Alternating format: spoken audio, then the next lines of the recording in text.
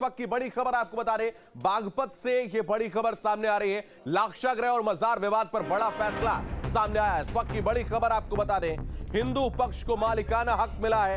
100 बीघा जमीन का मालिकाना हक मिला है। तो मुस्लिम पक्ष का केस खारिज हुआ है। एडीजे कोर्ट ने फैसला सुनाया। इस वक्त की बड़ी खबर, लाक्षागृह और मजार विवाद पर यह बड़ा फैसला हुआ है। हिंदू पक्ष को 100 बीघा जमीन का मालिकाना हक मिला है। तो मुस्लिम पक्ष का केस खारिज हो गया है। एडीजे कोर्ट ने यह फैसला सुनाया है।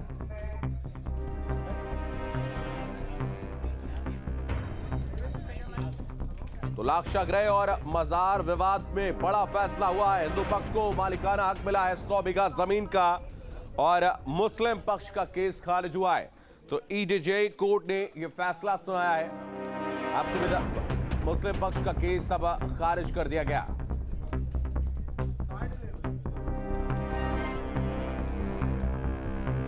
बागपत से देवेंद्र हमारे सहयोगी अधिक जानकारी के लिए इस वक्त जुड़ रहे हैं। देवेंद्र, हिंदू पक्ष के हित में यह बड़ा फैसला आया है। 100 बीघा जमीन का मालिकाना हक मिला है, क्या अपडेट है? तकरीबन 51 साल के बाद एक अहम फैसला आया है, जिसमें शिवम द्विवेदी एडीजी ने ऐतिहासिक फैसला दिया है। बात करें हिंदू और मुस्लिम पक्ष में जो दावा चल रहा था, यानी लाक्षागृह और मजार मामले को लेकर, अब ये फैसला हिंदू पक्ष के पक्ष में आया है, जिसमें साफ तौर पर अब हिंदू पक्ष के जितने भी खेमे उसमें खुशी का ठिकाना नहीं है। जिस तरीके से मैं बताना चाहूंगा, 1970 में एक वाद दायर किया गया था, जो कि मुकीम के द्वारा किया गया था कि ये वक्फ बोर्ड की जमीन है, जिसको लेकर हिंदू पक्ष की तरफ से किशनदत्त जो आचार्य थे वो थे।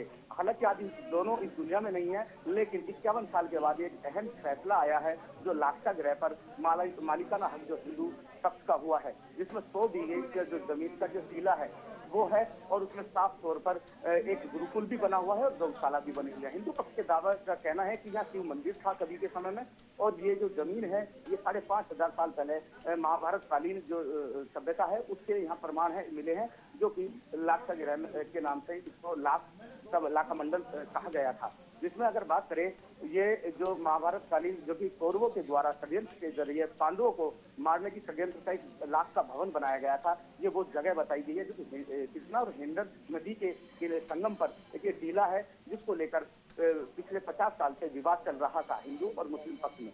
जिसमें आज हिंदू पक्ष में ये फैसला आया है, जिसको लेकर हिंदू पक्ष के जो वकील हैं रणवीर सिंह, उन्होंने साफ तौर पर इसकी पुष्टि की है और उन्होंने इस बारे में बताया है कि अब हम ये जो लड़ाई लड़ रहे थे कहीं ना कहीं वो जीत चुके हैं। जी बिल्कुल देवेंद्र, स्थानीय लोगों की क्या कुछ प्रतिक्रियाएं हैं जब ये फैसला सामने आया उसके बाद? जिस तरीके से ये जो फैसला आया है, ये जो एक कहीं ना कहीं इम्तिहान की घड़ी लोग मान रहे थे जो हिंदू पक्ष है, उसमें खुशी का ठिकाना साफ तौर पर झलका। और जो कि हिंदू पक्ष की तरफ से जो पैरोकार थे विजयपाल कश्यप, उन्होंने साफ तौर पर अपनी मंशा जाहिर की है और उन्होंने बताया है कि सबसे पहले तो उन्होंने जज साहब का धन्यवाद किया है और उसके बाद जो उनकी लगातार पैरवी की जा रही थी उनके माध्यम से, उन्होंने बताया कि करीबन 10 से 12 तो वो उन्होंने उसमें गवाही लोगों की दी थी और उसमें जो हिंदू पक्ष की तरफ से जो प्रमाण रखे गए थे जो महाभारत कालीन सभ्यता के थे और जो एएसआई की टीम के भी कुछ जो प्रमाण थे वो रखे गए थे, और उसमें जो यहाँ से जो जमीन के जो कागज भी रहे हैं, यानी खसरा कतौनी भी रखी गई है, यानी जितने भी तमाम जो साक्ष्य थे उनके आधार पर हिंदू पक्ष में ये फैसला सुनाया गया कोर्ट द्वारा, जिसको लेकर जो हिंदू पक्ष है वो लगातार अपनी खुशी का ठिकाना उनका देखने को अलग ही बात कह रहे हैं और उन्होंने कही है कि ये सनातन की जीत है। यानी कहीं ना कहीं जो उनकी लड़ाई चल रही थी लंबे समय से, आज जो ऐतिहासिक जो फैसला आया है, उन्होंने इस जो फैसले पर जो कोर्ट ने उनका फैसला सुनाया उसका सराहनीय बताया है और कहीं ना कहीं अपनी हिंदू पक्ष की एक बड़ी जीत बताई है। देवेंद्र, इस मुद्दे को राजनीतिक मुद्दा बनाने की कोशिश भी स्थानीय नेताओं के द्वारा की गई थी, अब क्या उस पर लगता है कि आपको फुल स्टॉप लगेगा?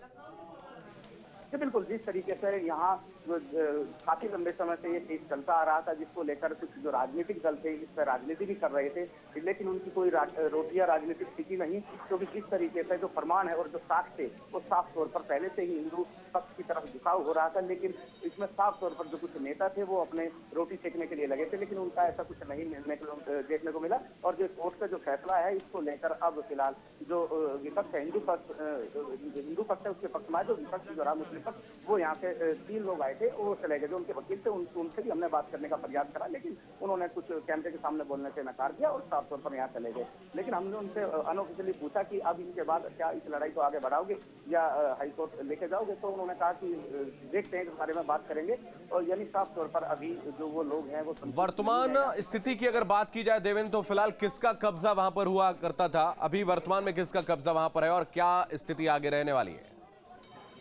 जिस तरीके से वहाँ अगर कब्जे की बात करें, वहाँ ऑलरेडी एक गुरुकुल बना हुआ है, गौशाला बनी हुई थी। जिस तरीके से कोर्ट में मामला चल रहा था, लेकिन दोनों पक्ष, जब कोर्ट में मामला था तो किसी का फिलहाल कोई कब्जा नहीं कह सकते थे, लेकिन जो गुरुकुल है वो काफी सालों से चलता आ रहा था वहाँ। और अभी अगर बात करें जिस तरीके से जो लाक्षागृह है उसको ऐतिहासिक धरोहर के तौर पर यहाँ जो नेता थे या खुद सूबे के मुख्यमंत्री योगी आदित्यनाथ यहाँ दौरा किया था उन्होंने, तो उन्होंने साफ तौर पर बताया था कि ये जो जगह है इसको पर्यटन स्थल घोषित करेंगे और यहाँ कहीं ना कहीं जो जितने भी पर्यटन से जुड़े लोग होंगे, यहाँ जो महाभारतकालीन सभ्यता है, जो प्रमाण है, उनको देखेंगे। और जो हिंदू पक्ष इस बात को लेकर बहुत आज खुशी का ठिकाना नहीं है, क्योंकि जिस तरीके से राजनीतिक जो गैर राजनीतिक दल हैं वो अक्सर इस बात को कहते थे, लेकिन आज देखने वाली बात है कि जिस तरीके से खुद। ठीक है, बहुत धन्यवाद देवेंद्र, आपको हमारे साथ जुड़ने के लिए, तमाम जानकारी के लिए बहुत शुक्रिया।